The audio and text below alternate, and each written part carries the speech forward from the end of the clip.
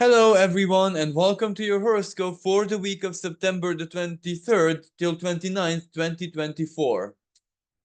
A new week, a new season, and a new energy shift that began on the 22nd. So, technically, today, when I'm recording this, and of course, I'm speaking about the Libra equinox, but there is much more that is going to take place this week.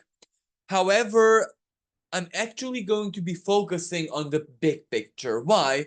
Because even though there is a lot happening in the sky, and there might be a lot of very small, nitty gritty technical aspects that, of course, they will complicate things, so to speak. However, we are in a period between two eclipses. So the nitty gritty, it's gonna be there, but it will definitely not have the focus, the attention, and not because we don't want to. We might still do, due to the fact that Mercury is still in its home sign of Virgo, and Virgo is the small details, the technicality, this and everything matters, right? So, yeah, however, the fated elements playing out in our lives as we speak are really going to shift our attention to a certain place that matters. And besides that, there is, again, Mercury in the sign of Virgo, our everyday routines that also need our attention non optionally. So we're going to be, in a way, split between the big fated things that are going on in our lives and our progress forward in the year, but also with our bigger, let's say, Virgo type activities. So, job, projects, what we need to do in our lives practically. For example, maybe fated forces not so long ago, the previous eclipses this spring, delivered, let's say, certain big decisions, truth, or resources in our lives. So, in a way, fate played out in that sense, right? Yes, absolutely, but we might still be work in progress with doing something with it. Important. Some things can be accomplished relatively quickly in a matter of, I don't know, weeks, months, a season, while other big things do need their own, especially, Libra. Why is Libra important? Since, if I'm not mistaken, May last year, the South Node has been transiting it. So relationships, but especially legal contracts, one-on-one alliances, anything that has to do with any legal agreement or legal stuff has been emphasized greatly. The release of it, South Node, or to do something with it against South Node. So this really, really, really, since May last year, in a big way, in a massive way, mobilized anything that has to do with relationships. Sometimes, in the most, let's say, ideal case, the partners are not really representative of the Aries Libra axis in a classic sense. Maybe they are so very united, I don't know, in feeling, in philosophy, in common goal, that they're actually truly, ideally, again, operating as one unit. For example, an astrologer would rather look at the composite chart of a couple rather than individual. So this couple will be either in certain moments, either the Libra part will be emphasized, their common relationships, contracts, you can imagine, banking, if they have a business or job, or if relocation, all the paperwork and ownership and the institutions of the and it's not doom and gloom, it's not drama whatsoever, and still the symbolism tumultuously in a almost suffocating way plays out. Or they might be, they fall in other cases, they fall, this couple, into the Aries part, where an adventure, a must do, I need to get there, do this, something like that. But they're together perfectly. They're a team. Almost like when certain sports are team. They're a team. So that means that they share both weaknesses and strength. You get what I mean. So even for ideal couples, there will be things in the change of relationship dynamics, even in their own relationship. Because if life requires them to change their routine, for that will, you know what I mean. So it really doesn't matter what type of relationship, even if it's the most ideal, even if it's not under any question sign, evolution and life changes, adaptation, people coming, going, leaving from life, basic contracts, values, anything that has to do with values, right? Because Venus rules Libra, and Venus's other sign, Taurus, is greatly impacted by Uranus. So of course value changes. But even in the worst case where the divorce is imminent, or they don't get along, and this has been boiling for some time now, but you can imagine in some couples, when there is a massive blockage in communication, they rather endure years, long years of unhappiness, rather than to say the what has to be said. I'm not happy, neither are you. What are we going to do about this? Etc. etc. Codependency, the comfort, and you know, there is, how should I even, I'm not even sure which term to use here, because I don't, shyness doesn't do it, because there are a couple, they've been, let's say, married for 10, 20, 30, whatever years. What shyness, really? But there are certain shynesses or certain things that people, the components of the couple, let's say, he, her, or he or she, whatever, were prude of, and they calcified, let's call it like that. So this is where it's not just, something that can be said easily or changed easily, because it's calcified. It needs to be ripped out from its roots. That's a very tough scorpionic energy, right? Ruler of Scorpio, Pluto, is doing exactly that right now. But this is just an example. Even if the situation is crystal clear and has been for many years, that didn't mean that action time was then. So in either an ideal couple or the worst case scenario, the fated moves, choices, decisions were in this period. So last year, this year. And why am I speaking about this? Because this week is definitely one of those moments when there is progress exactly in this sense. So this is the fated part. And again, I have to say, the period between two eclipses in many of our lives, the just very recent, on the 17th or 18th of September, depending on where you are on the planet, Pisces partial lunar eclipse slash supermoon is still playing out. Big truth, or the big truth that does something, right? Because North Node eclipse. This is on the North Node, so it will trigger action or some reorientation or change of direction, or it will do something, right? Or completion, termination, and whatever. So this kind of still plays out in our lives. Again, because North Node is not all that easy, right? Because this is a lunar node. So regardless of how we look at it, it may change life so practically. Yes, but it's still a lunar energy. So it is who we are unconsciously.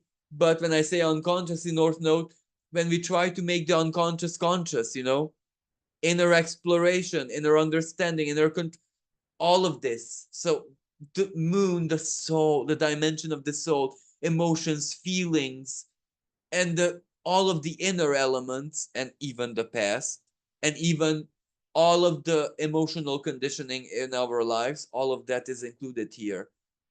So it's a big energy, the lunar nodes, even if it seems in such a way where when the nodes do this and that, it's destiny. It's like the universe timed it as in like clockwork.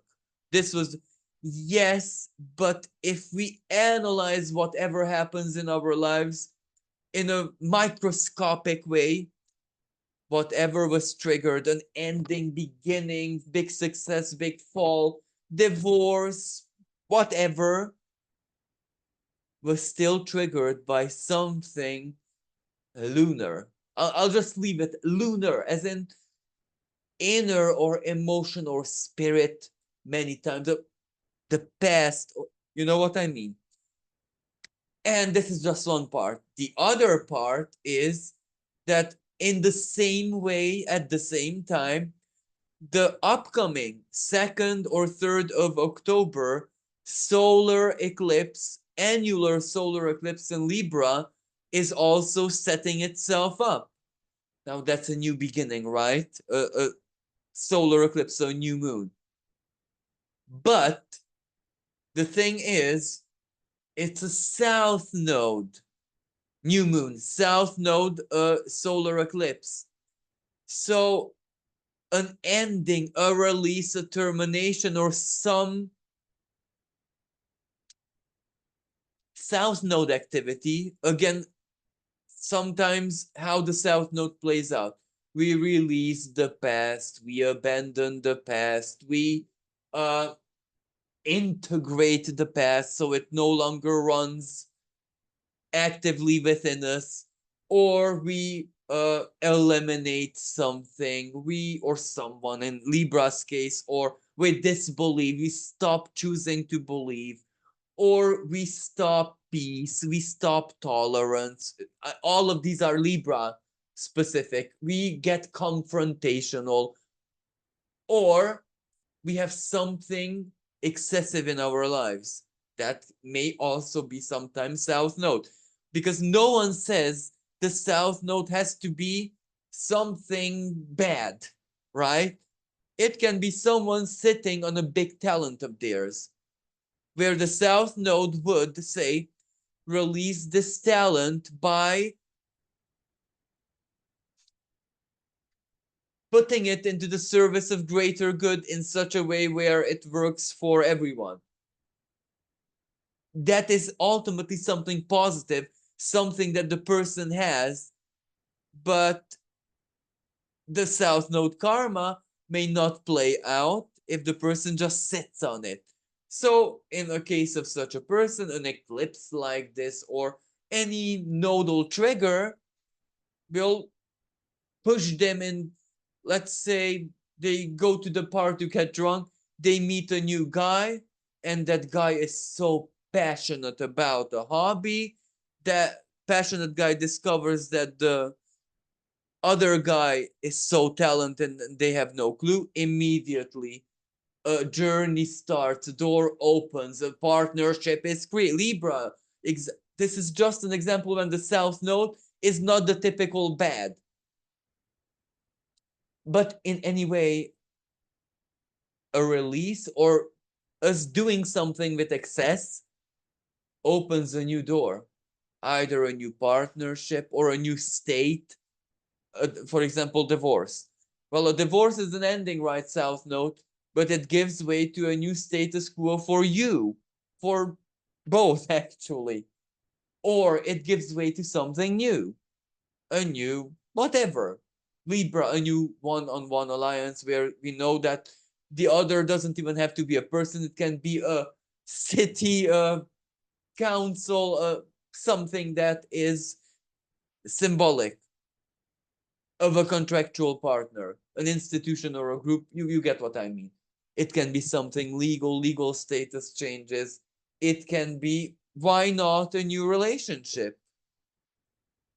But a new relationship which is based on a termination, right? It can play out in many different ways, but what am I trying to say here? Because both the eclipses, so the past lunar one and this upcoming solar one, have so much to do with releasing something, right? They may be at play at the same time. So this week is straight in the middle. It falls in the middle of these two energies. So it may feel so very fated. Now, let us look at what happens all throughout the week, the big picture, of course. But before I begin the analysis, no, it's Libra season, right? So I want to wish a very, very happy birthday and blessed solar return. Lots of good health, happiness, and joy. And may your new home be blessed by the highest forces. To my soul healer, Misha, very, very happy birthday and thank you for everything. So we begin the week with the sun freshly entered into the sign of Libra. Here it is. But Venus, the ruler of Libra, mimics the same move where she exits her sign and ingresses into the sign of Scorpio, a place in the sky where she's not able to bring forward her higher qualities. So Venus in the sign of Scorpio is not able to be her ideal Piscean, romantic, or Libra philosophic, or Taurus, the highest quality and totally straight, honest self. But she needs to do a lot of searching, a lot of clarity. This is also where she very well can take on her darkest self, bit of jealousy, a bit of why not me, a bit of the darkest feelings, but at the same time the darkest desires, vengeance, or when we feel a bit of pleasure or joy when our enemy gets it big time, even if not from us, from life, let's say, or the darker feelings, the realm of Scorpio, the murky water. But at the same time, Venus in the sign of Scorpio is good for financial stuff. If, for example, the financial situation is not comfortable, of course, she will feel it much, much more than usual, but that will determine a plan, a reaction, a compromise, a different way of feeling things through. A bit of a desperation, but many times that's an impulse that many of us use in life to start doing or start getting out of victim mode or whatever. So it's not necessarily a bad energy, but it does mobilize things. It does force us to look at even the not nice things and not natural things in life. If Taurus is the simplicity and natural, then the opposite sign, Scorpio, is the hidden, the obscured, what's in the shadow, the perv, the not so nice, not straightforward. Venus dealing with that. So this also will also be a financial energy. So we will feel this energy shift because Venus exiting from Libra. But as she exits Libra, her home sign, this is already activated big time because she holds a square, an exact square to Pluto, the ruler of Scorpio, right? In 29 degree of Capricorn. Financially, it's going to be there big time on the world stage because this is rather public energy. Or even in relationship, love and mine, yours, you, me, my feeling, your. Okay, but at the end of the day, if you live together, it also will come down to money, like it or not, want it or not, regardless of your philosophies. But this can also be my right, my pleasure, your pleasure. Venus square Pluto is not an easy energy. Okay, we have this every single year, But this year it was extra special and is even extra special because on the 23rd, at the beginning of the week, we are still under it. So that's how Venus will start her ingress into Scorpio. The reality check. But we have been under reality check energy ever since July. Different expression, different way. However, Venus was involved in so very many ways, in so very many signs. So Venus value what we love, what we accept, our tolerance, our dignity, and money, of course. Money, pleasure, sensuality, what I deserve sensually, what I do not deserve sensually.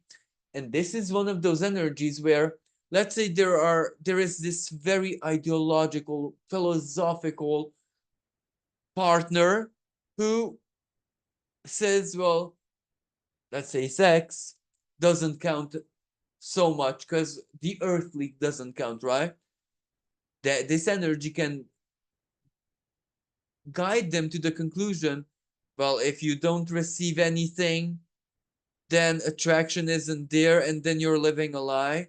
And they get an awakening that I rather either she gives it to me or he gives it to me because I kind of deserve it. It's natural, it's normal.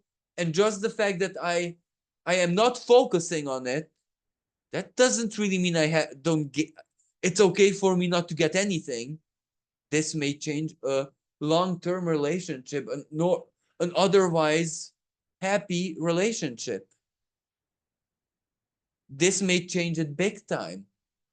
Because sometimes happiness might be built on ignorance, or sometimes happiness and harmony is built on the fact that the other partner tolerates something ad infinitum,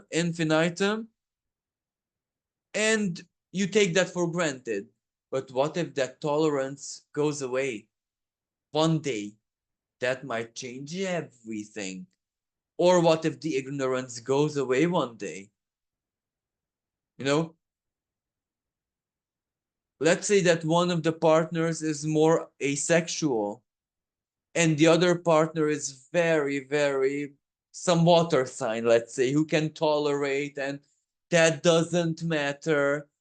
But they reach the age of, I don't know, 40, 45, when the hormones change in your body, like it or not. It doesn't matter who you are, what you've done in life, what you believe, what your karma dharma is. When hormones mature, and that relationship can no longer work unless the asexual partner becomes very sexual. Either way, the relationship, if the asexual partner can save the relationship, a big upgrade and a big happy new dimension of happiness for both. If not, still a big fated moment and different path for both. But to understand what fate is doing in our lives is crucial right now, more crucial than the nitty gritty. And the other thing is that many times instinct knows, not Mercury, neither Jupiter.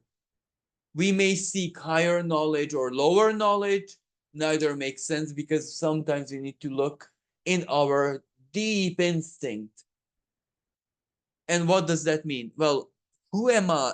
Let's drop off any gift that I received from my family, any education, any maternal, paternal, big advice, care, example, dignity, good karma, nurture, their belief, their love. Let's strip this off. No, this will not matter. Let's strip off the good teacher. Let's strip off all the good friends. Let's strip off all the minor successes in life. Strip this off. Strip off recognition professionally in a very Capricornian way. If you strip off all of this, who am I? For many of us, we can't even answer. I don't know. Because I was never my primal, brutal self, right? Then who am I? if North Node in Aries, right? And this week, Mars still, especially just at the beginning, still squares the nodes, T square, right? So sometimes the universe, the cosmos, the weavers of fate ask the inner animal. And when I say inner animal, I'm not referring necessarily to the shadow, to the inner demon, to what Black Moon Lilith would symbolize, but rather to our most Taurian self, the most brutally raw, naturally just us, without, again, I must say Jupiter, without the doctrine, the faith system, without all of that, without anything that someone expressly taught us and that changed our behavior and the conditioning, the sun, neither in a good or bad way. Who are we? If we know, if we feel who we are, all is good because the North Node is going to that direction. If we are totally oblivious, then this is a period of massive self-discovery that will change everything. Either way, it's really good. This period shows who we are unconditioned. And it's scary who we are unconditioned. But trust me. And many times we cannot even anticipate it. Like, let me give you my very own example so you can see how strikingly much out of character of who we choose to be it can be sometimes in life. So for me personally, astrologically, this looked like moon, my natal moon in Gemini, 20 degrees of Gemini, squares my ascendant at 19 degrees of Pisces, and the transiting Jupiter, of course, it's on top of my natal moon in the third house Gemini, right? So for me, my mind, my mental sphere, my lower thinking, my closest connections, and the way I learn is very much guided by my emotions and my soul, and how my soul, my emotional intelligence, how my soul makes sense of life, right? So that square kind of washes away the conditioning, what I've learned, etc., etc. And my ascendant, so the mystic in me, Pisces, the true mystic in me is very feral. The true mystic in me does hate passionately empirical knowledge. That means astrology is included here because astrology is empirical knowledge. So I'm very much savage, but I have known this all my life. Maybe I would have made so very many different life choices that would have given me a lot of comfort. But I didn't know. Because we cannot know, right? We cannot know. Because many times it's totally out of character. My mom was an empath. So my Mars is in Cancer. My Mercury is in Cancer. Cancer mother. Cancer is fourth house for me. Very much mother. My Sun is in fourth house because my IC is at 25 degree of Gemini. So it end of Gemini going well into Cancer. So my Sun is at 26 degree of Gemini. Uh, her being an empath and very, very compassionate to all life, plants, animals, and this being taught in a not direct way, because she was also a Gemini. So only Geminis can understand when someone's way of being around the person just teaches you. They don't need to do anything else. That tempered in the most gentle, like with honey, the feral nature of mine, right? The feral mystic. So that always expressed when something reached the end of tolerance in a certain way, but in any other way, it didn't really express. So it took so many years and these eclipses for me to realize what the inner self truly is about, but in a emotionally understandable way. Because technically, astrology and mysticism and all that, I know it to the letter, right? But it doesn't help me whatsoever. The Mercurial, the magician in tarot, right? Doesn't help me. Because if I cannot understand it from a perspective where I can have compassion for it, then I cannot understand it. And do you see how much importance always compassionate understanding is? And many times we need to get to a level of compassion towards the self before the universe can reveal us certain secrets. Sometimes the timing is not about anything we think, it's just about dropping judgments, dropping not caring, the good type of ignorance, choosing the good type of ignorance, especially when we can choose the opposite, the nitty gritty. So, this is just an example. What we might find that lies deep within the instinct might be totally out of character. However, this period, especially this week, will show us how to adapt it. The past mutable Grand Cross and all of that, the past fixed Grand Cross and all of that. That is what is about. How to adapt our lives to be a cradle or a, I don't want to say paradise, but at least a decent habitat for every part of our being, including the deep, instinctual, raw, brutal, the bull Taurus self, but including Black Moon Lilith, the shadow, that does not necessarily have to work against us or anything.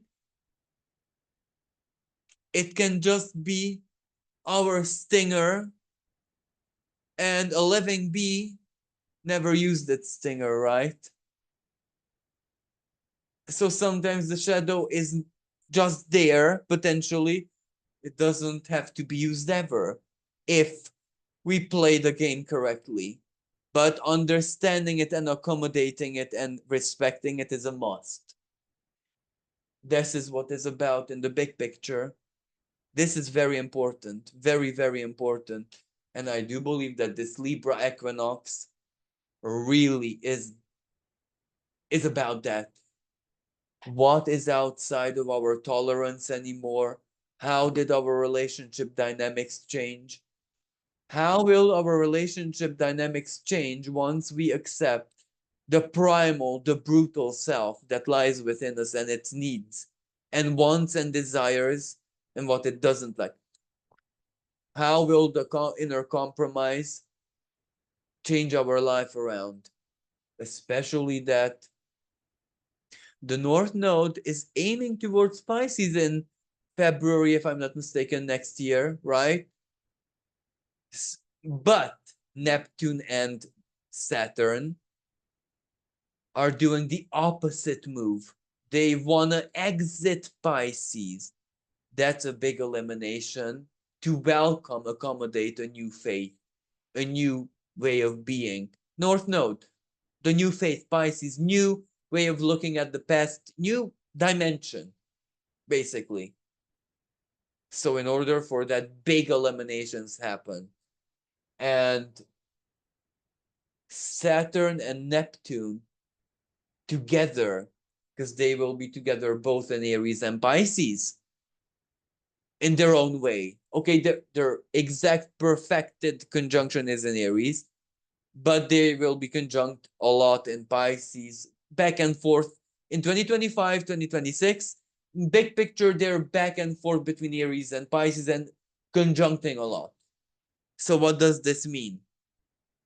Well, big moment, big new dream, but a big new dream that is built on a massive big ending. For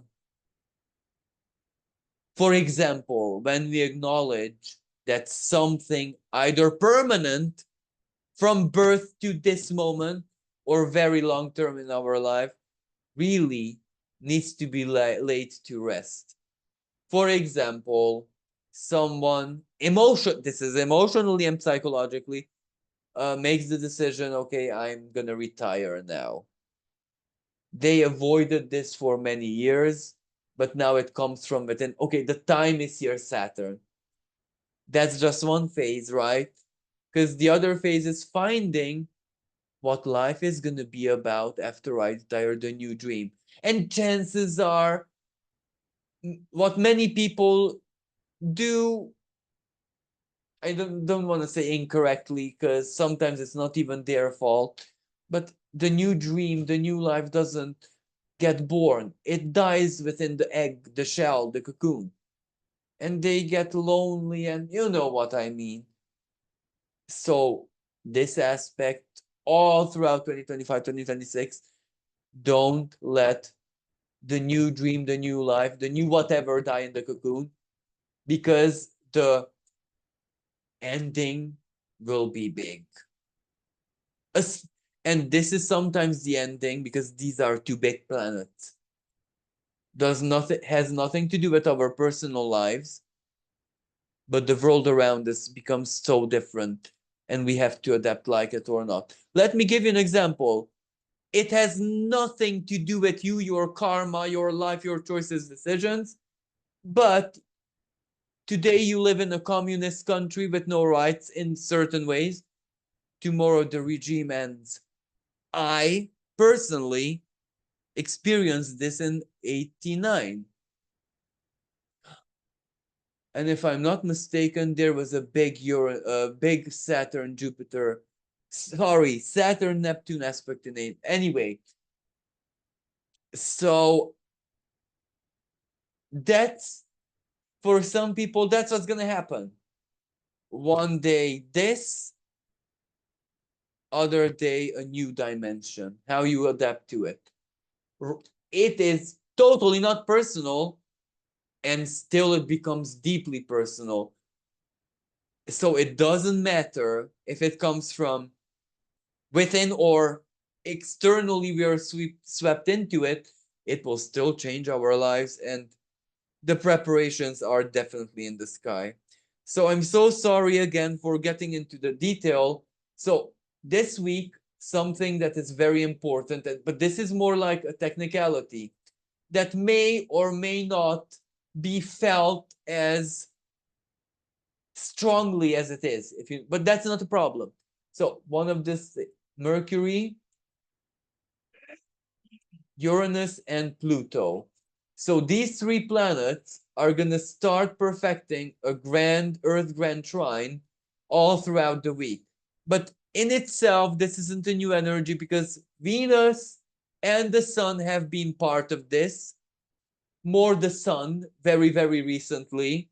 So Mercury is just going to build on that and add a new level of understanding, communication, execution to a plan. It's going to mobilize dynamics in a mercurial way, basically. So Mercury just adds its own touch to the Earth Grand Trine, whatever it's about in our lives. That solution, that progress, the decision, the negotiation, the discussion, the practicality of life. It adds that. And it is also conjunct true Black Moon Lilith in the sign of Virgo. So it's the heavy. The decision choices are not very easy, so we must make sure that some nitty-gritty and hair-splitting Virgo type of attitude is dropped, while in other cases, that's the key to success. So the wisdom to decide, right? But the wisdom to decide is coming because as Mercury goes to the end degrees of its home sign of Virgo, it opposes Neptune. What's true, what's not? This opposition happens every single year, but this year it's really about more about I can't trust anything. I can't even trust what they say. So how do I find my sense of direction based on purely on instinct? Because Virgo, one of the signs of Virgo is actually the gut intelligence. Sometimes the gut knows. Sometimes that is the solution, the gut. But the gut needs to kind of not go against intuition, Neptune, right? So finding something within ourselves, either the right moment, right timing, right words, right way to put it, right something. So that's how I see the Mercury Neptune opposition. Like always, it's fantastic for artists.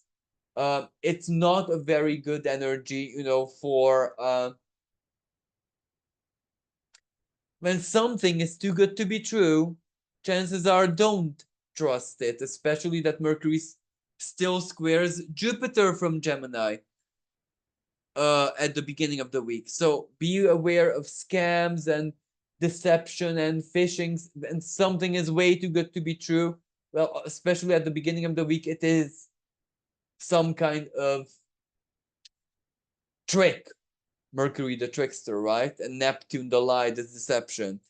But on the other side of the spectrum, it is really, really good to make sense of things that are purely subjective, and only subjectivity is the only way to understand or understand an issue.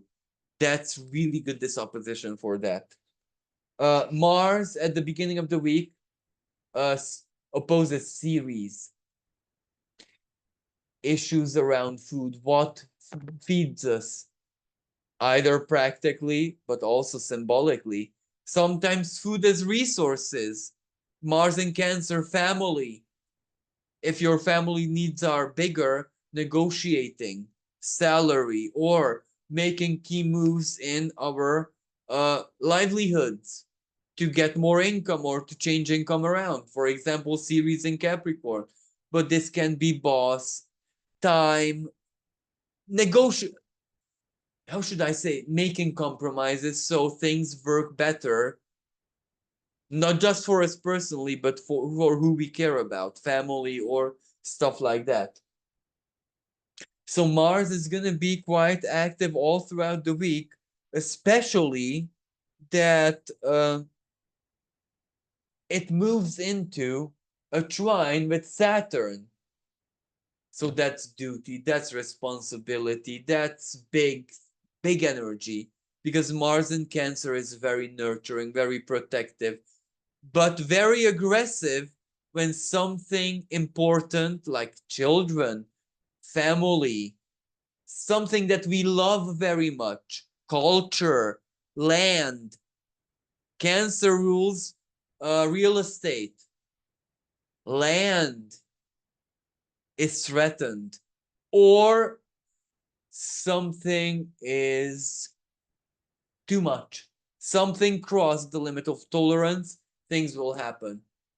Because Saturn will permit. And these two planets are the two malefics.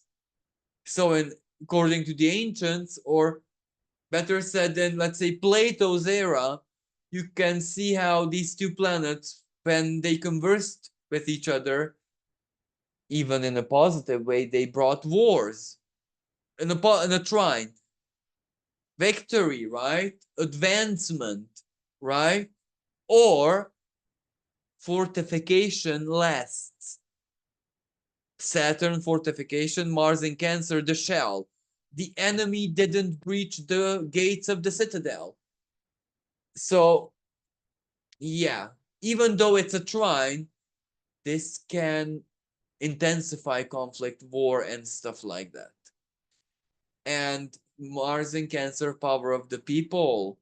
But power of the people, not necessarily in an Aquarian way, but more like my family, my community. When villagers go and simple villagers, farmers have to defend their village from whatever, wolf, bear, enemy, aliens, demons, villagers have to defend their land. You know what I mean? It doesn't matter what the enemy is. So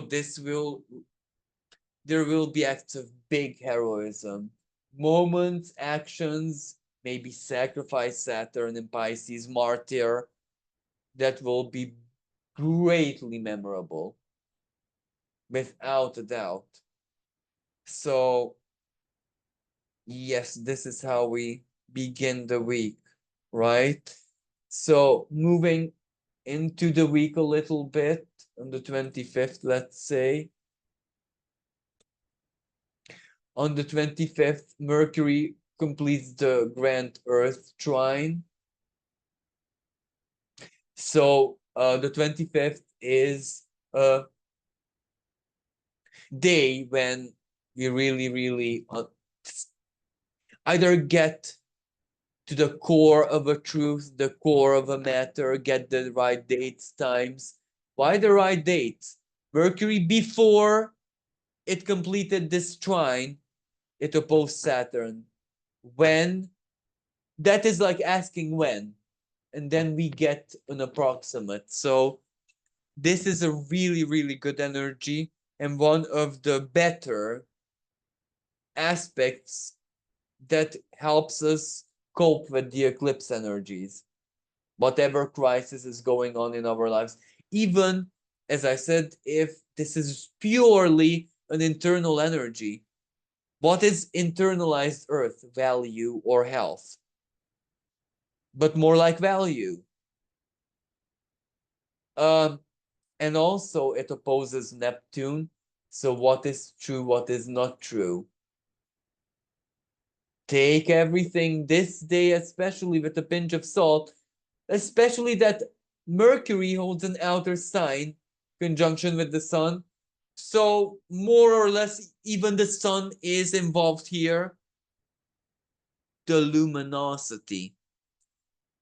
And still, Neptune is the more powerful planet. It can really drown the mind and the light of our truth. And, one way this energy can play out, oh, I can't understand, I don't know, I'm so confused. I'll ask my best friend or insert Sun in Libra here, even a professional, even your astrologer, and both of you have to cooperate to get some kind of sense of it, where the sense is purely subjective, remember. So yes, it can this energy can send you into confusion, both you and your advice giver, both you and your ally, if you know what I mean.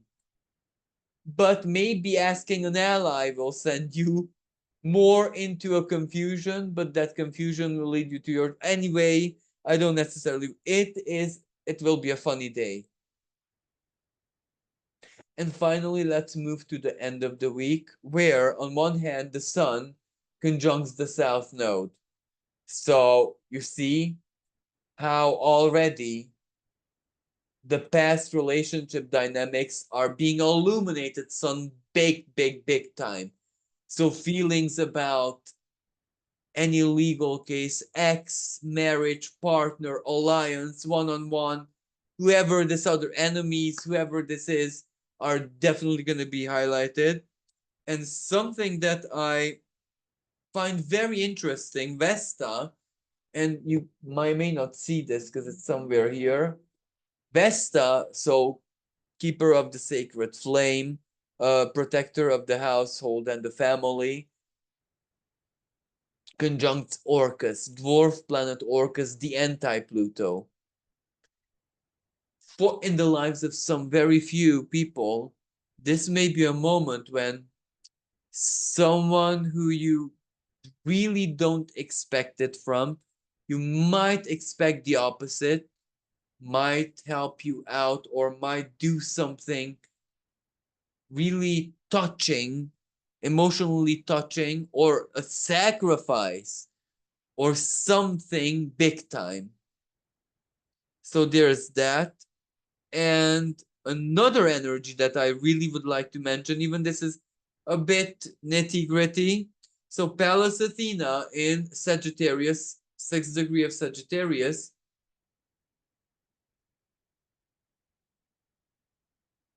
somewhere, oh no, not there.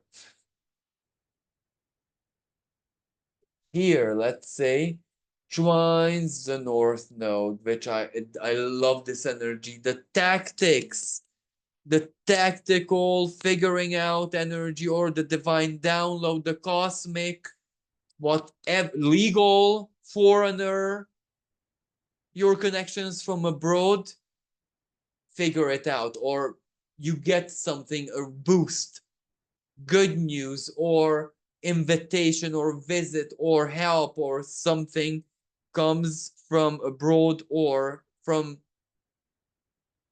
court of justice, legal, or the philosophy, epiphany, cosmic, divine, etc., etc. And last but not least, something that I really want to mention, but it's not everyone's cup of tea.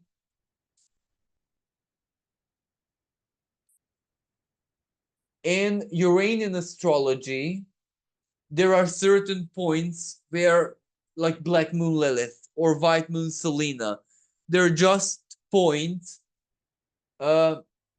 which conjunct Mars and Cancer. So I'm speaking about Hades and Kronos. So Hades is almost like the destructive expression of Pluto. So it's bad news in this sense because Mars conjunct it. Mars is war, right? Or Mars is, so this can in Cancer, that entire community might be erased or wiped out. And I even hate myself of speaking of this or even giving voice to something like this. But this is trined by Saturn in Pisces. Saturn is structure, right? It can be dissolved. Hades, the underworld. But I had to say this because this is a small possibility. But even if it's erased, the consequences are going to be world changing, life changing, changing. And Kronos, the timing is here. So this is where we will see something big play out on the world stage. Either a massive act of heroism that changes everything, because it's a trine after all, right? Or justice, Saturn karma, right? Private Pisces for some horrible crime or whatever that people suffered, because this sextiles Orcus with Vesta, right? So there's going to be something big, but with Hades and Mars, and there's going to be big fighting or big conflict, or there's going to be something there. But even within our personal lives, a big gesture, let's say. Let me give you an example. That time in your life comes when something you want to do or you need or whatever, something personal is a mess. Like you're powerless. You can't. You're in that moment when you can't. No matter what happens, what you do, you're done. That moment, that may be the only moment in your life when Mars in Cancer, let's say, your family, your father, your brother, your uncle, your cousin, your best friend, your, I don't know, even friend with benefits, whatever, helps you out. And this is important either because you accept the help, where in life you would never, ever, under any circumstance, out of pride and masculinity, Cancer, right? Mars in Cancer, the pride, the dignity. No, I have to, there's certain things where either no one can help me or I have to do them alone or whatever. That falls like a tower, and yeah, you're gonna be helped out, and that is something on one hand karmic, and it really starts something new in your life, a new phase where you're helped out, for example. Or your community helps. Let's, you have a shop, it's gonna go bankrupt, it's imminent, you're having your last sales, surprise surprise, the community says, Nana, you're not gonna close, we'll take care of, and you get help from the community, whatever that help is. Or I'm not even sure what, because nice is a trine. There can be so very many nice examples. You know what I mean? Community helping, or something reached its time, but a police dog retiring.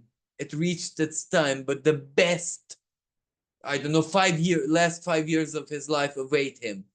Heaven awaits him on earth. Or something changes things around, or even if this is something bad, right? Because Mars, defense, and Cancer, whatever is going to be born from that is going to be miraculous. But Mars in Cancer, healing, light worker, helping the situation, compassionate, empathic, humanitarian help, all of that is included. So I am really hopeful that that expression of the energy plays out more than any other parts of other potential playouts of this energy. So yes, we are between eclipses. It's gonna be weird. It's not gonna be all that easy, not gonna be a walk in the park, but there is so much celestial help out there, available out there to guide us through, give us hope, give us knowledge, give us strength, and to help us find that, as I said in this recording, the most authentic, truest, natural, wild inner us, the bull inside of us. Because right now it's about how to make her situation as comfortable as possible. So thank you, everyone. I really hope that this helped. And until next time, bye for now.